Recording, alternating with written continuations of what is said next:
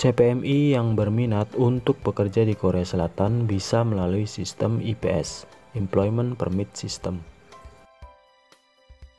CPMI nantinya mengikuti ujian EPS Topik terlebih dahulu. Apabila lulus, kemudian bisa melamar untuk bekerja ke Korea melalui BP2MI. Untuk lebih jelasnya, silakan mengunjungi website resmi BP2MI.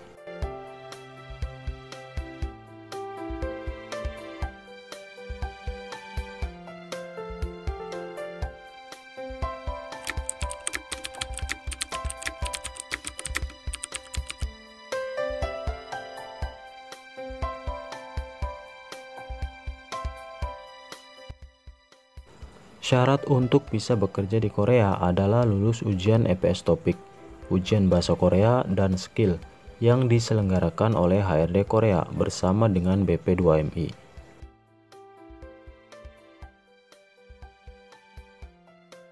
Persyaratan untuk pendaftaran program G2G Korea.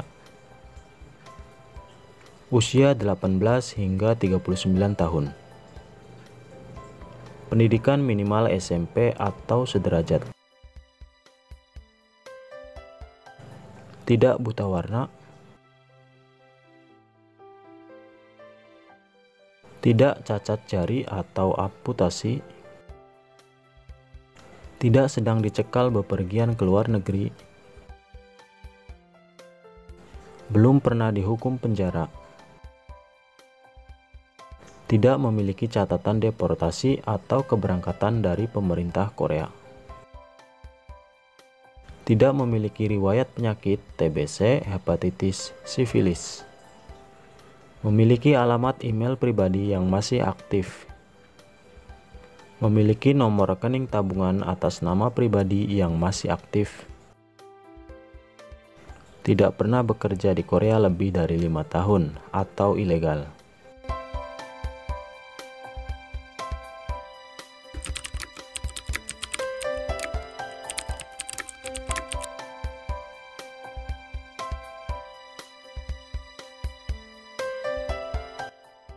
Perlu dipahami jika lamanya proses penempatan setiap CPMI itu berbeda-beda, tergantung dari kondisi perusahaan di Korea dan CPMI itu sendiri.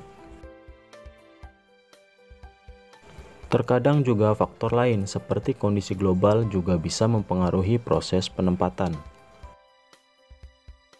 Seperti misalnya saja kondisi saat ini, di mana dunia mengalami masalah yang sama, yakni pandemi COVID-19. Penempatan PMI ke Korea Selatan terhenti sejak bulan Maret tahun 2020 lantaran pandemi yang kala itu baru melanda negara Indonesia. Catatan, saat ini berdasarkan data penempatan PMI ke Korea tahun 2019, PMI wanita yang ditempatkan hanya 1,8%. Informasi tersebut kiranya dapat dijadikan pertimbangan sebelum mendaftar. Namun begitu, jika memang bertekad, jangan pernah ragu dan harus semangat.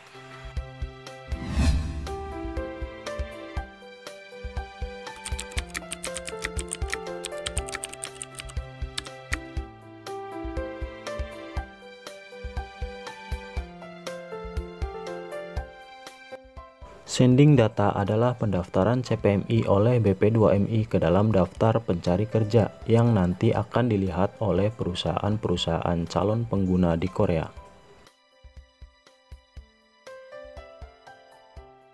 Data dari BP2MI akan diteruskan langsung ke HRD Korea melalui sistem komputerisasi yang telah ditentukan.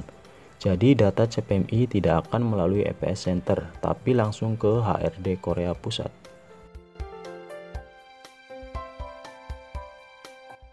Untuk biaya sending data sendiri tidak ada, gratis.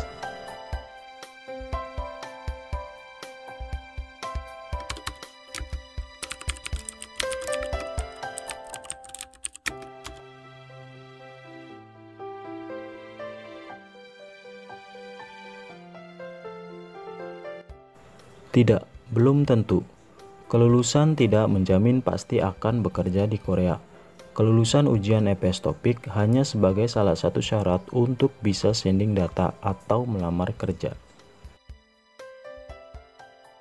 Apabila sudah sending data juga belum merupakan jaminan pasti akan bisa bekerja di Korea, karena sending sama artinya dengan melamar kerja, dan melamar kerja belum tentu akan diterima.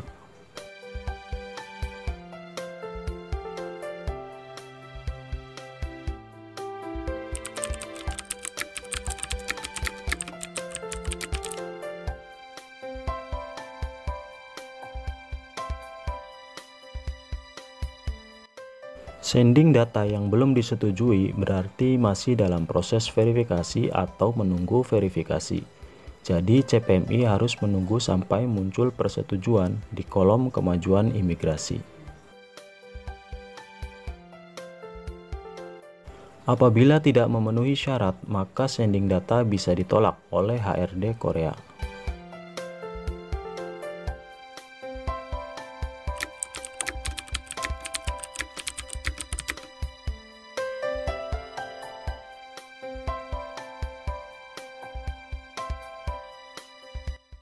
Data CPMI yang tidak lolos verifikasi akan dikembalikan.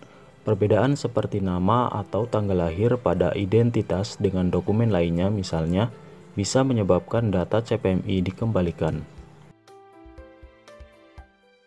Apabila CPMI datanya dikembalikan, tidak usah khawatir karena CPMI masih bisa melakukan sending ulang dengan cara membetulkan data yang tidak sesuai tadi, misalnya membetulkan nama di paspor dan sebagainya. Silakan menghubungi BP2MI jika datanya dikembalikan.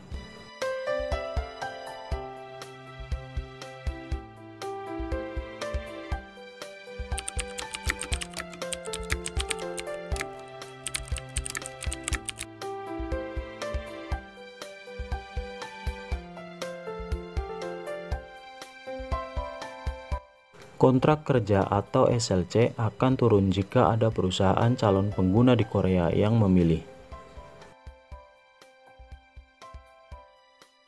Jika belum mendapatkan SLC, berarti belum ada perusahaan di Korea yang berminat atau tidak memenuhi kriteria dengan CPMI yang bersangkutan. Ada yang dipilih, berarti ada juga yang tidak dipilih. Hal itu merupakan bagian dari seleksi. Masa aktif CPMI dalam daftar pencari kerja adalah 1 tahun. Apabila sudah habis masa aktifnya, CPMI bisa mengajukan sending ulang.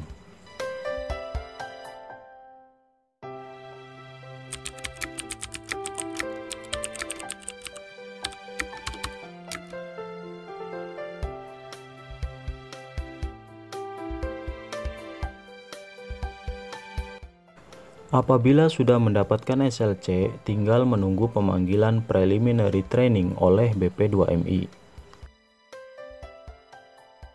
Oleh karena itu, CPMI wajib untuk memantau terus perkembangan informasi di website BP2MI.